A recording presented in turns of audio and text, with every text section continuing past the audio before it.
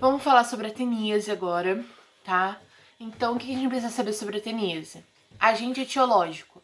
Pode ser a Taenia solium, que vai ser aquela do porco, né, do suíno, ou a Taenia saginata, aquela do bovino, tá? Então, qual vai ser a forma de transmissibilidade da teníase? A forma de transmissibilidade da teníase vai ser a ingestão de carne crua ou mal passada. Onde é que essa tênia vai habitar no nosso corpo? No intestino delgado. Qual vai ser a forma de diagnóstico da teníase? Técnica de Lutz para os ovos, ou então a tamização para a detecção da proglótide. O que é proglótide? Proglótide é como se fosse o corpinho da tênia. Então ela tem a cabeça e várias proglótides. Essas proglótides são o corpinho dela e a gente faz ali o diagnóstico pela tamização, se a gente for por esse meio, tá? Qual vai ser a forma de transmissibilidade? A ingestão de carne crua ou mal passada. Isso é o mais importante. Tratamento e prevenção. Como é que vai ocorrer a prevenção? Não ingerir carne crua nem mal passada. E também a fiscalização dos frigoríficos, tá? O que a gente precisa saber sobre o ciclo? Sobre o ciclo, a gente precisa entender que a teníase vai se dar pela transmissão da carne crua e mal passada. Teníase, pelo amor de Deus. Não confundir com a cisticercose que a gente já vai falar. Então, como é que vai ocorrer o ciclo da teníase? Então, a pessoa infectada vai infectar o ambiente, ali a grama, ou então os alimentos, a água. E quando ela infecta essas partes, o boi ou o porco vai acabar se alimentando ou bebendo dessa água contaminada. E quando esses ovos chegarem lá no intestino delgado, eles vão eclodir e depois eles vão passar através da mucosa, ganhando a corrente sanguínea.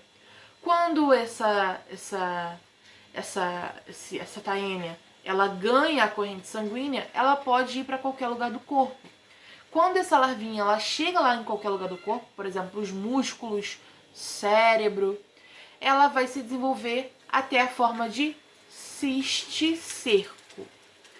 Quando essa larvinha está ali evoluída na forma de cisticerco, pode ocorrer da gente acabar matando aquele animal, né, aquele suíno, aquele bovino, para poder comer. Quando a gente come aquele músculo, aquele animal que estava contaminado, quando a gente come aquela peça de músculo que estava com o cisticerco, então a gente vai estar adquirindo a teníase. Por quê? Porque a gente comeu o cisticerco. Quando a gente ingere o cisticerco, quando ele chega no nosso intestino delgado, ele vai eclodir ali novamente e vai se aderir no nosso intestino. Então, ali ele se adere, ali ele fica, ali ele cresce, ali ele se desenvolve e contamina outras pessoas. Beleza? Agora, cisticercose. A cisticercose ela só pode ser causada pela Taenia solium, a do porco. Então, como é que vai acontecer o ciclo? A pessoa ali contaminada pela Taenia solium, ela vai eliminar ali no ambiente e contaminar a água, os alimentos. E o que acontece? Agora, uma outra pessoa vai chegar e vai comer diretamente aqueles ovos naquela água ou comida contaminada. Então, ela vai estar ingerindo aqueles ovos. Quando ele ingere aqueles ovos, ele vai chegar lá no intestino delgado, vai atravessar pela mucosa, vai ganhar a corrente sanguínea e ir ali para qualquer lugar. Pode ser os músculos ou o sistema nervoso. Quando vai para o nosso sistema nervoso, principalmente o cérebro, nós vamos chamar de neurocisticercose, beleza?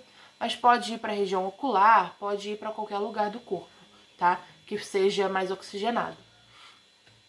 Então, quando a gente fala de teníase, nós vamos ter o hospedeiro intermediário, tá? Vamos ter o hospedeiro intermediário, como o porco ou então o boi. Quando a gente fala da cisticercose, nós que vamos ser nós que vamos ser aquele que vai ingerir os ovos e vamos ter o cisticerco, tá? Então, a gente está meio que fazendo o papel do hospedeiro intermediário, tá? Beleza? Entendeu? Ficou claro? Então, deixa eu só recapitular. Teníase vai acontecer ali quando o boi ou o porco ingere ovos que estavam ali na comida ou alimento contaminado, na água ou alimento contaminado. Quando ele ingere esses ovos, vai acabar ocorrendo a eclosão, e essa eclosão, essa teníase, essa tênia, vai acabar passando para a corrente sanguínea e ganhando ali os músculos ou o cérebro, e a gente vai comer esse músculo ou o cérebro que estava com o cisticerco, beleza? Quando a gente fala da cisticercose, a gente está falando que a outra pessoa contaminou ali o ambiente, a gente que foi lá e comeu ou bebeu daquele alimento, água contaminada, com os ovos. Então, a gente vai ingerir os ovos e ali vai se transformar. E ali a gente vai ter a passagem desses ovos, da eclosão desses ovos para a corrente sanguínea, e da corrente sanguínea vai ganhar qualquer parte do corpo, e assim vai se desenvolver em cisticerco nos nossos músculos ou cérebro, tá? Então vamos falar agora da leishmaniose, tá? A leishmaniose, diferente das outras doenças que a gente falou até agora, ela não vai ser causada por um aumento, vai ser causada por um protozoário, beleza? O que a gente precisa saber? Sobre o vetor. O vetor, a gente vai chamar ele de lutzomia. Esse lutzomia é popularmente conhecido como mosquito palha. E ele, apesar de ser chamado de mosquito palha, ele não é um mosquito, ele é um flebotomínio. Qual é a diferença entre mosquito e flebotomínio? O mosquito, ele faz postura em água, enquanto o flebotomínio, ele faz a postura dos seus ovos em matéria orgânica. Essa é a diferença. Outra coisa, lembra que a gente falou que lá na tênia a gente tinha os hospedeiros intermediários, que era o suíno, o bovino? Agora, aqui na leishmaniose, nós vamos ter como, ao invés de hospedeiros, nós vamos ter reservatórios. Então, as espécies serão reservatórios. E geralmente são silvestres. Existe uma parte ali, pode existir, quer dizer, uma parte que é doméstica, como o cão e o cavalo. Mas, no geral, é silvestre, beleza? Outra coisa, nós temos várias espécies de leishmania, várias espécies desse protozoário que vai causar a leishmaniose tegumentar americana. Só que a professora só deu 3 pra gente, então é só 3 que a gente vai comentar, que a gente vai falar. A primeira é a Leishmania brasiliense, que ela está presente em todo o território brasileiro, todo o território nacional. E a característica principal dela é que ela vai ter as lesões cutâneas em formato de úlcera, que pode ser única ou então múltiplas, que foram através de metástases, tá?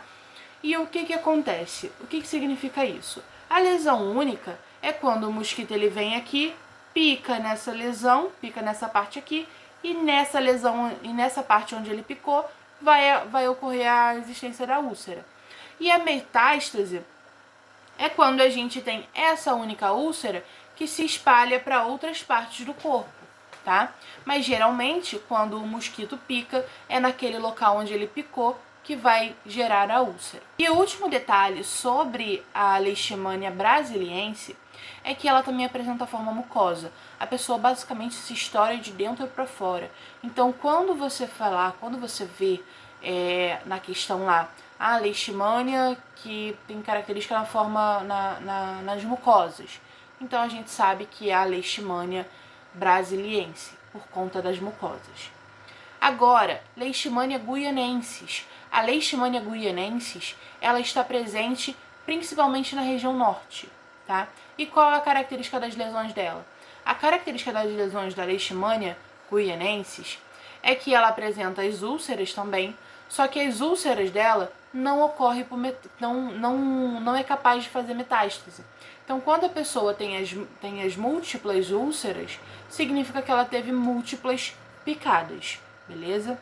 Outra coisa é agora sobre a Leishmania amazonensis. A Leishmania amazonensis, ela antes era restrita lá na região da Amazônia, só que agora ela já está se espalhando para o Sudeste, por Minas Gerais, tudo mais.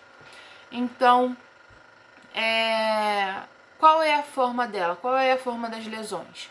Ao invés da gente ter úlceras, nós vamos ter nódulos. E esses nódulos estarão cheios desse protozoário, beleza? E essa daqui é a única que não possui a cura, né? Então a amazonensis, ela não possui cura. A única coisa que a gente pode fazer é tentativas de atenuação para que aquele paciente tenha uma vida confortável, beleza? E quando a gente fala das úlceras, elas possuem características únicas, como por exemplo, ela possui ali bem arredondada, bem delimitado, os bordos são elevados, possui ali um tecido de granulação no meio e também ele é indolor, tá? Então é bem característico ser indolor dessas úlceras da leishmaniose, beleza?